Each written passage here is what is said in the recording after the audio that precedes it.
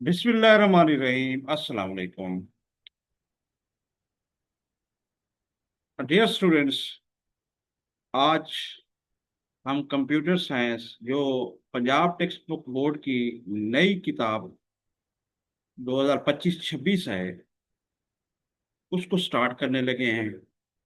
और इसमें हम कोशिश करेंगे कि आपको बुनियादी कॉन्सेप्ट क्लियर कराएं, और ताकि आप इसके कॉन्सेप्ट सीखते जाएं और आगे हमारे साथ चलते रहें। और मैं भी आप कोशिश करूंगा कि इजी टू वे में आपको समझा सकूं, कॉन्सेप्ट क्लियर कर सकूं।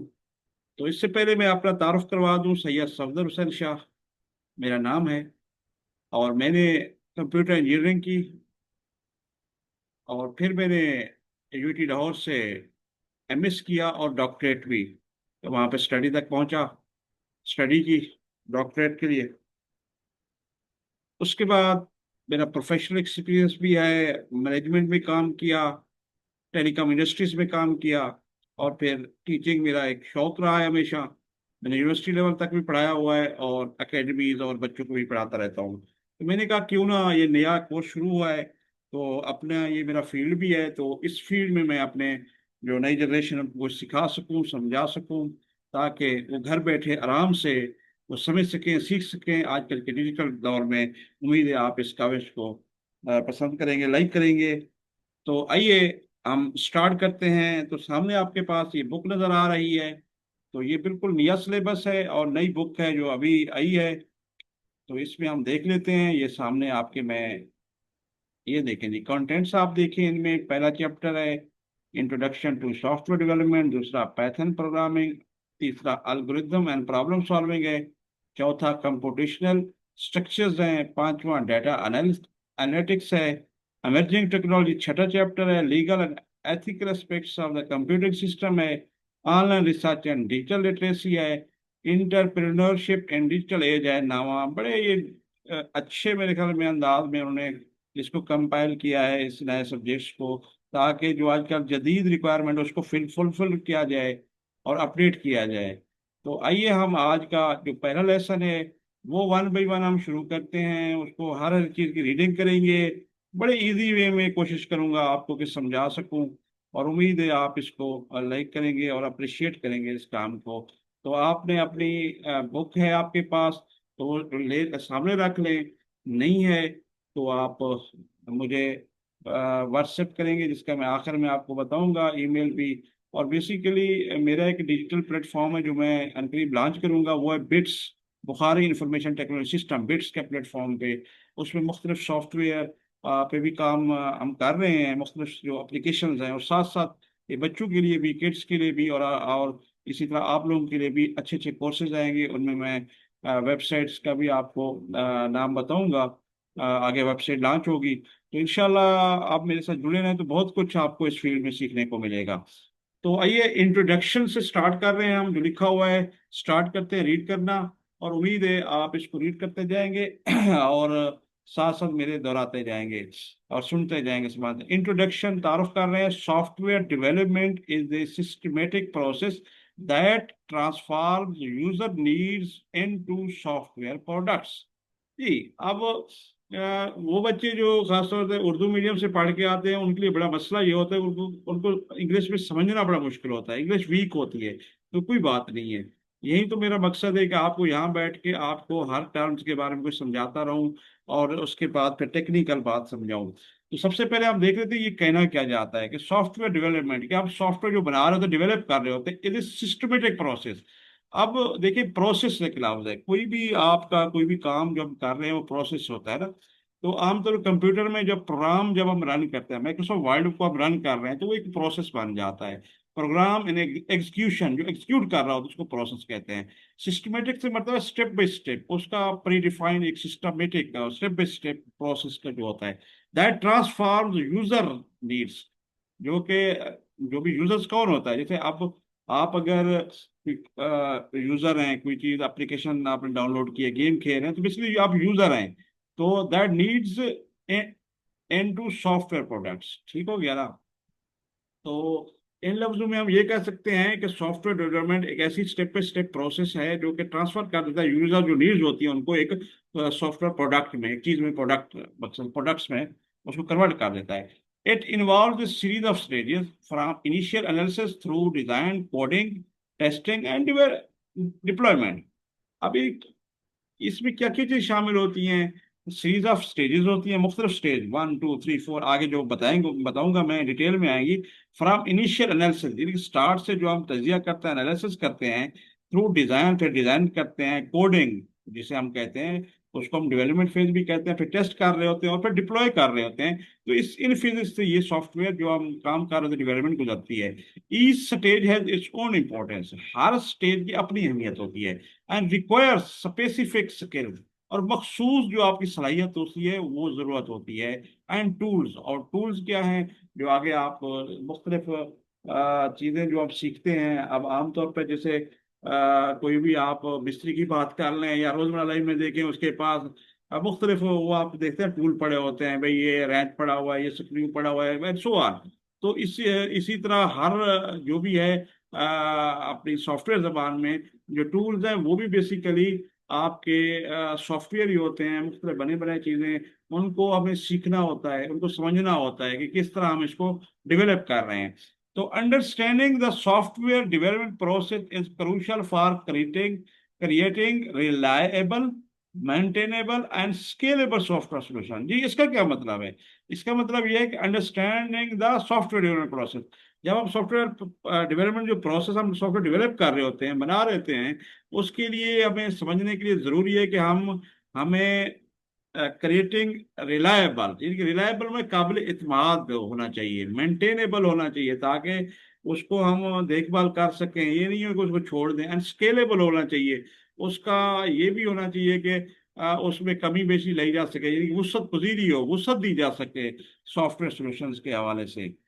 This chapter introduce the fundamental concepts of software development.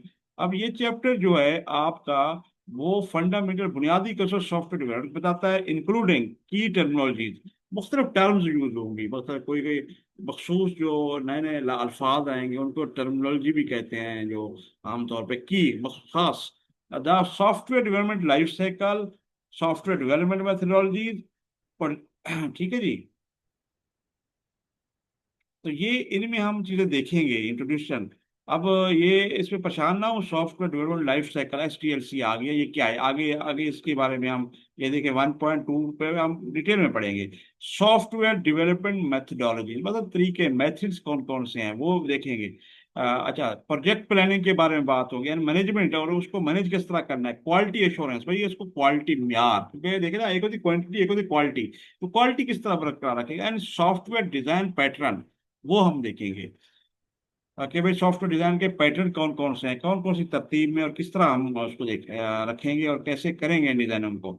Software development 1.1 हम पढ़ लेते हैं। Software development, software development is the process of creating computer program design to perform specific task. अब सॉफ्टवेयर डेवलपमेंट क्या है? Is the process of creating computer program. अब जैसे computer program आप जब प्रोग्रामिंग करेंगे तो आपको सही क्लियर होगा, लेकिन अभी ये पूछ रहे कि आप जब करे एक प्रोग्राम लिख रहे होते हैं, आपके लिए उसकी लैंग्वेज होती है, C++ है, जावा है। अभी आप क्योंकि स्टार्टअप में आपको डिटेल में तो नहीं पता होगा, लेकिन आप यूं इसको इसको पढ़ लेंगे तो फिर आपको आगे सेकंड चैप्टर में पाइथन प्रोग्रामिंग सिखाई गई है। तो ये basically process creating computer programme को हम क्रिएट कर रहे होते हैं, जो कि डिजाइन किया जाता है परफॉर्म स्पेसिफिक टास्क, खास मखसूस किसी काम के लिए। मतलब कैलकुलेटर है एक, और जब बनाया गया है तो उसकी कैलकुलेशन के लिए बनाया गया है। कोई और प्रोग्राम है जो कैमरा जैसे है आप मोबाइल में, तो वो कैमरा आपका स्पेसिफिक टास्क क्या हो गया कि वो आपकी तस्वीर खींचने के लिए है। This involves writing code, testing it. अब वो कोड लिखते हैं, जो हम हिदायत लिखते हैं ना कि भाई कंप्यूटर को कि ये प्रोग्राम रन करे, मतलब जो मखसूस प्रोग्राम हम देंगे और फिर वो प्रोसेस बन जाता है।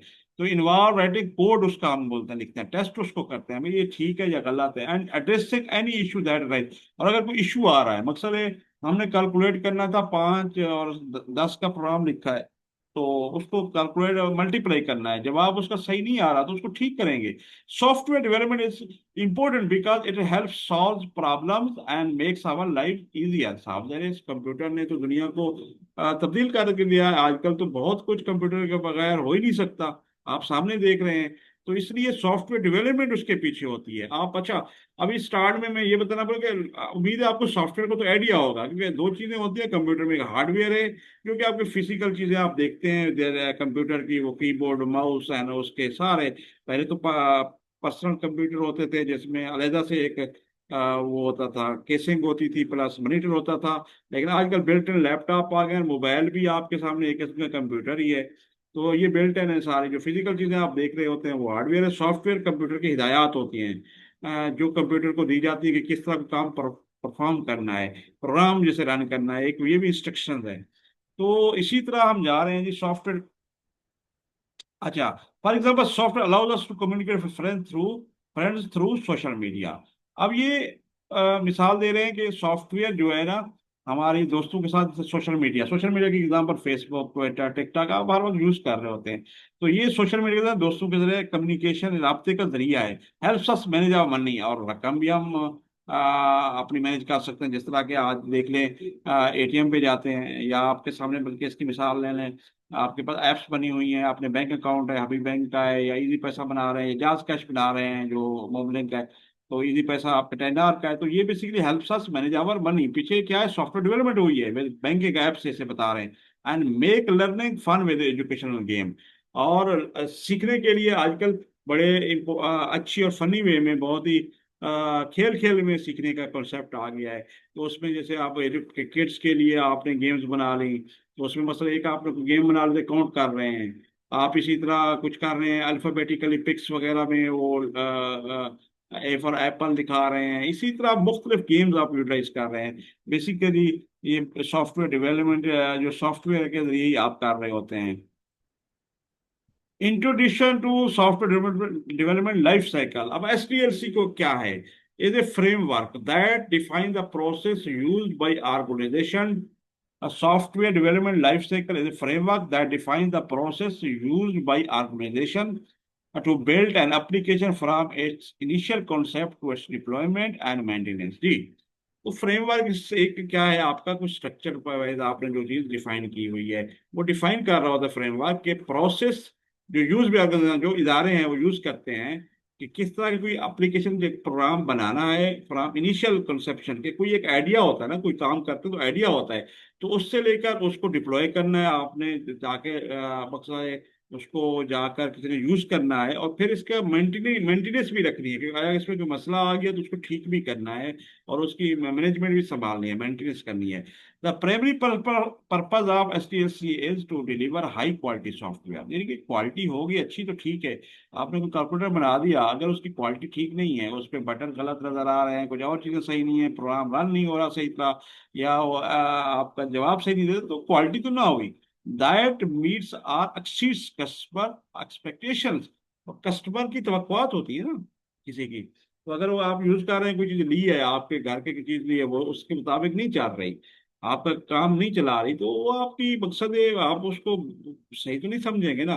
तो इसी तरह इस सॉफ्टवेयर की बात है, अगर वो सही रिजल्ट नहीं दे रहा, दैट्स इट, वो आप फिर तवक्को से, इसलिए बढ़ के वो कोशिश होती है कि क्वालिटी ऐसी हो कि वो एक्सीड करे, reaches completion with in time, और वो वक्त के अंदर कंप्लीट हो कोई काम जो कर रहे हैं। ये जो साइकिल हम एस टी एस सी कर रहे हैं। एंड कॉस्ट एस्टिमेट्स, और जो हमारी कॉस्ट है वो भी हमारा अंदाजे के मुताबिक उस रेंज में रहनी चाहिए। अंदाजा ये नहीं हो कि आपने अगर सॉफ्टवेयर डेवलप के लिए आपने 1 लाख बजट लगाया तो पता लगे 2 लाख लग रहा है, इस तरह नहीं चलेगा। तो एसटीएलसी में ये चीजें देखी जाती हैं। एंड वर्क्स एफिशिएंटली, और वो बेहतरीन अंदाज है, एफिशिएंटली काम करे।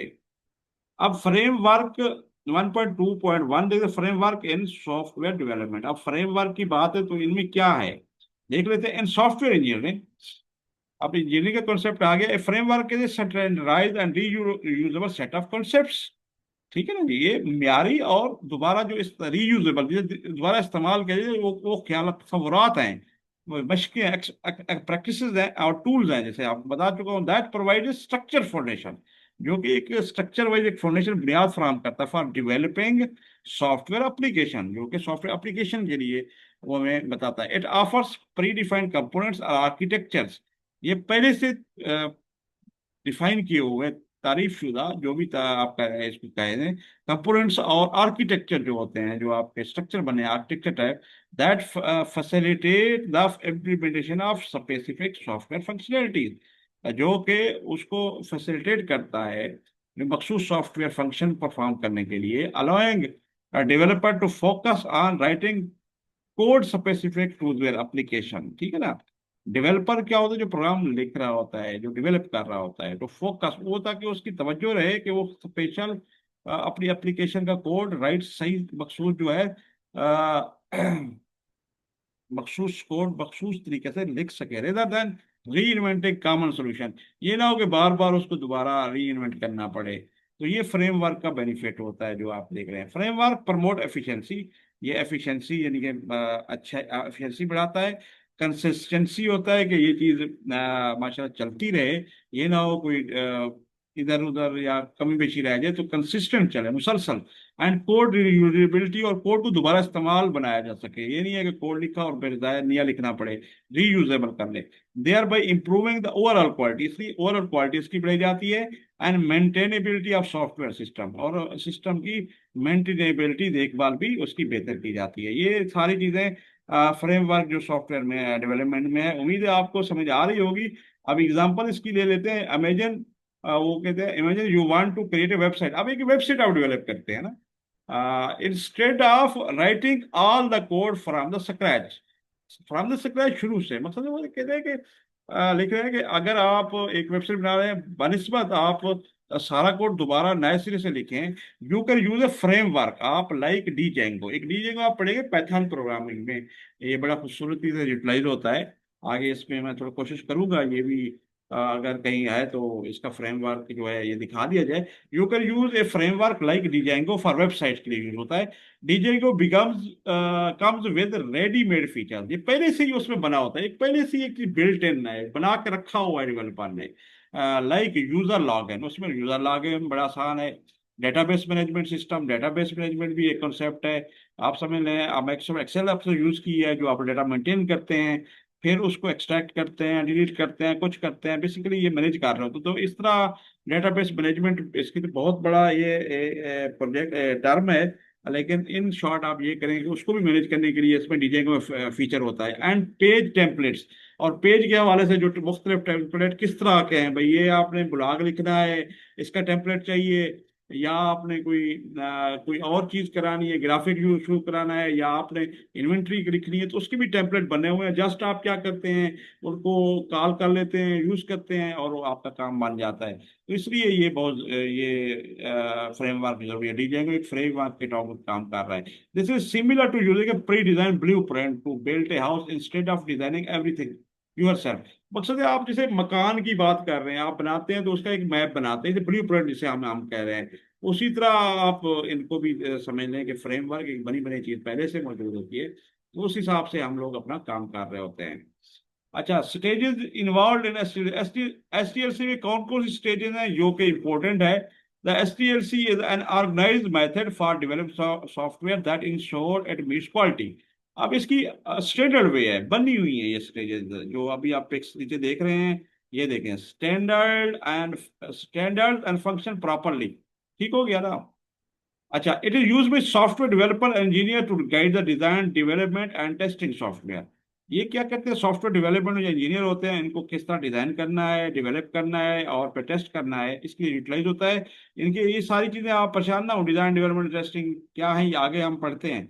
The STLC consist of several steps as shown in figure 1.1। Each step has distinct task and goal, हर एक का अपना काम है और गोल है। तो ये कौन कौन से हैं? एक नंबर वन रिक्वायरमेंट है, दूसरी एनालिसिस है, दूसरी सा डिजाइन है, कोडिंग इम्प्लीमेंटेशन है, टेस्टिंग है एंड मेंटेनेंस है। ये system development life cycle STLC stages हैं। कितने स्टेज हैं? 6। Requirement, analysis, design, coding implementation, testing and maintenance. तो सबसे पहले हम देख रहे हैं जी रिक्वायरमेंट को। भाई रिक्वायरमेंट है क्या चीज, तो इस पे हम देख लेते हैं। 1.1.1 ये रिक्वायरमेंट गैदरिंग की बात हो रही है। इन द इनिशियल फेज, पहला पहला फेज होता है, स्टेज है। The goal is to understand and collect what the software need to achieve. सबसे ज्यादा कि कोई भी काम करते हैं आप चाहते हैं इनकी रिक्वायरमेंट है क्या, भाई क्या चीज, गोल क्या है, अंडरस्टैंड करना कि क्या क्या चीजें इस सॉफ्टवेयर को चाहिए। मतलब कैलकुलेटर है तो उसके लिए हमें जरूरत है क्या, मल्टीप्लाई, ये वो फॉर एग्जाम्पल बना रहे हैं। इसी तरह कोई आप इन्वेंटरी, आप लाइब्रेरी में जाते हैं, जैसे एग्जांपल भी होगी कहीं लाइब्रेरी में आपकी बुक्स पड़ी हुई हैं, यूजर के लिए लागन और सारी चीजें रिक्वायरमेंट, आप सबको पता हो क्या क्या चीज जरूरत है, तो ये चीज है। This involves talking to people who will use the software, जो यूज कर रहे हैं उनसे टॉक करना बड़ा जरूरी है रिक्वायरमेंट के बारे में, as well as other stakeholder, कोई दूसरे भी और भी लोग हो सकते हैं जो उसको यूज करेंगे आपके प्रोग्राम को, सॉफ्टवेयर को। फाइंड आउट देयर नीड्स, उनकी जरूरियात क्या, एक्सपेक्टेशन क्या है, तो for example if you are developing a new app for school, अगर स्कूल के लिए कोई नया सॉफ्टवेयर ऐप बना रहे हैं, you might take ask students, teachers and administrators. देखिए अब स्टूडेंट्स हो गए जो यूज करेंगे उस ऐप को, टीचर्स हो गए वो भी इस्तेमाल कर, एडमिनिस्ट्रेटर बैठे होंगे, what feature they would like to see, हर एक के अपने अपने फीचर होंगे। स्टूडेंट चाहेगा कि भाई ऐप बना रहे हैं, मेरे लिए बुक्स पढ़ी हूँ, वीडियोस पढ़ी हूँ, टीचर कहेगा जी मैं स्टूडेंट्स की अटेंडेंस देखूंगा, फलां फलां चीजें उनको मैनेज कर सकूं, उनके मार्क्स देखूं। एडमिनिस्ट्रेटर कहेगा ये मेरे फीस वगैरह पे करनी है वगैरह वगैरह। तो ये सारे डिफरेंट फीचर डिस्कस करने पड़ेंगे अगर स्कूल की ऐप बना रहे हैं। की एक्टिविटीज एंड फेज इंक्लूड, इस फेज में कौन कौन सी एक्टिविटीज हो सकती है, इंटरव्यूज एंड सर्वे। जी आप जाएंगे, सर्वे करेंगे, इंटरव्यू लेंगे, asking question and collecting feedback from potential user. Potential user जो यूज करने इस्तेमाल करेंगे उसको, उनसे फीडबैक लेंगे, उनसे पूछेंगे क्या चीज चाहिए, क्या करें, क्या कर सकते हैं, to understand their needs and preferences, उनकी जरूरत क्या है और उनकी तरजीहात क्या है, इनको समझेंगे हम। समझ आ रही है आपको। Observation, watching how user interact with current system to identify problem and opportunities for improvement. जी उन ऑब्जर्वेशन हम देखेंगे कि हाउ यू इंटरेक्ट, कि इसकी करंट सिस्टम के साथ किस तरह इंटरेक्ट करेंगे, किस तरह इसको इस्तेमाल करके उनको लगेगा, टू आइडेंटिफाई प्रॉब्लम, ताकि प्रॉब्लम को वो सही समझ सके एंड अपॉर्चुनिटीज फॉर इम्प्रूवमेंट में बेहतरी ला सकें। और डॉक्यूमेंट रिव्यू होगा, लुक एट एग्जिस्टिंग डॉक्यूमेंट, अब जो एग्जिस्टिंग डॉक्यूमेंट पड़े होंगे उनको देखें, साथ साथ रिपोर्ट्स होंगी और या यूजर मैनुअल होंगे, to gather additional information about the requirement, ताकि एडिशनल मालूमात मिल सके कि भाई ये है क्या चीज और किस तरह करना है। ये की एक्टिविटीज है। मालूमात दी गई है। डिड यू नो, क्या हो, requirement gather similar to planning a big event. वो कहता है जी रिक्वायरमेंट समझ लें कि कोई बड़ा आप इवेंट कर रहे हैं, कोई बड़ा बड़ा तकरीब कर रहे हैं, लाइक ए वेडिंग, जैसे शादी की तकरीब है। जैसा you need to know the preferences of the bride and groom, जैसे आप दूल्हा दुल्हन की अब तरजीहात को देखेंगे, वो उनको क्या चाहिए, बेसिकली उनके लिए कर रहे हैं। Developer need to know what the user want from, जो आप यूजर क्या चाहते हैं आपसे, इस्तेमाल करने वाले क्या चाहते हैं, वही डेवलपर बना के देगा। अब अब रिक्वायरमेंट की दो किस्में हैं, functional and non functional requirement. Functional requirements are generally categorized in two type, functional and non functional requirement. Functional requirements क्या होते हैं, functional requirement describe the specific behaviour और फंक्शंस ऑफ ए सिस्टम। कि भाई फंक्शनल रिक्वायरमेंट बताता है कि खास जो सिस्टम का जो बिहेवियर है और इसका फंक्शन है, सिस्टम का कैसा है, ये वजाहत करता है। These requirement outline that system should do and include task, services and functionalities that the system must perform. तो ये आउटलाइन उसको पूरा एक खाका होता है कि सिस्टम ने क्या करना है, टास्क कौन से परफॉर्म करना है, सर्विसेज कौन सी देनी है एंड फंक्शनलिटीज कौन सी देनी है। दे define the interaction between system and user और अदर सिस्टम। ये इंटरेक्शन राब्ता इसमें डिफाइन कर देता है कि सिस्टम और यूजर कैसे करेंगे, दूसरे सिस्टम कैसे इनको काम एक दूसरे करेंगे। तो एग्जांपल आप देख लेते हैं, functional requirement for library management system क्या है। देखिए जी, एक है एक लाइब्रेरी बना मैनेजमेंट सिस्टम, एलएमएस बना रहे हैं, नॉर्मल लाइब्रेरी सिस्टम। आपको पता है कॉलेज यूनिवर्सिटी स्कूल वगैरह में लाइब्रेरी किताबें होती हैं, स्टूडेंट जो इस्तेमाल करते हैं। तो पहले होगा यूजर रजिस्ट्रेशन, रजिस्टर करें। The system should allow user student faculty to register create an account, जो भी है यूजर स्टूडेंट्स हो सकते हैं एंड फैकल्टी हो सकती है। वो अपने आप को क्या करें कि रजिस्टर करें, मतलब उसमें साइन अप के जैसे ऑप्शन होते हैं, अपने आप को वो रजिस्टर करें भाई, अथेंटिकेट, अपना रोल नंबर दें, जो भी है वो उसमें ऑप्शन होगा। तो वो फिर उनका अकाउंट क्रिएट हो जाएगा फ्यूचर में, ताकि वो एक वैलिड यूजर हो जाएंगे, रजिस्टर्ड हो जाएंगे। फिर बुक बोरेंगे, बोराइंग बोरोइंग। तो इसमें जो किताब को उधार ले रहे हैं, किताब सामने बोरिंग की जाती है, तो system should enable user to search for books and borrow them. तो सिस्टम को एनेबल करना चाहिए यूजर को सर्च फॉर बुक्स के लिए, और उनको देना चाहिए, ठीक है जी।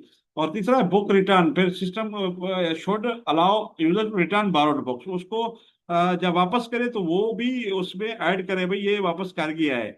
अच्छा, इन्वेंटरी मैनेजमेंट क्या होती है? Librarian should be able to add, update and remove books from the inventory. Inventory जो भी फरिश्ता है ना, वो लाइब्रेरियन बैठा होता है जो देख रहा होता है, वो क्या करे, उसको ऐड करे भाई, अपडेट करे और फिर रिमूव कर दे। क्योंकि आपको कोई अगर बुक ले रहा है तो वो वैलिड यूजर होगा, रजिस्टर्ड हुआ होगा, तो उसको ऐड कर देगा, फिर उसको अपडेट भी कर देगा बस जो की तब्दीली आ रही है, और फिर रिमूव करेगा जब वो वापस कर देगा। The system should send notification users about due dates और ओवर ड्यू बुक्स। और इसे सिस्टम में ये भी हो कि भाई वो नोटिफिकेशन कर अलर्ट करे कि भाई यूजर ड्यू यूजर की जो ड्यू डेट है और ओवर ड्यू बुक्स हैं, वो आपकी कब उसने किताब देनी है, और अगर वो ज्यादा टाइम हो गया है तो उसके बारे में भी बताता रहे निज़ाम, उसको मैसेज जाते रहे, अलर्ट जाते जा रहे हैं। तो नॉन फंक्शनल रिक्वायरमेंट क्या है? Non functional requirement define the quality attributes, जो क्वालिटी की खूबियां हैं और उसकी खसूसियात है वो बताता है, परफॉर्मेंस बताता है कि कैसी है, क्राइटेरिया। एंड कंसंट्रेट सिस्टम की जो पाबंदियां हैं या रुकावटें हैं या लिमिटेशन है वो बताते हैं। These requirement specify how the system perform the function rather than what the system should do.